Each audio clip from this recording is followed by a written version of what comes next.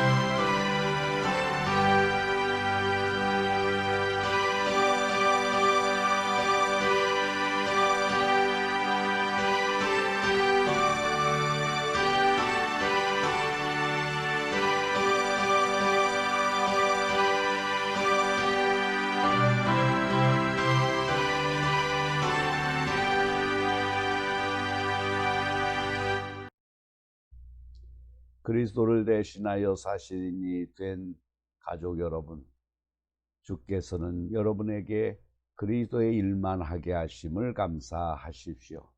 이제는 겉사람보다 속사람을 만들어 가는데 최선을 다하십시오.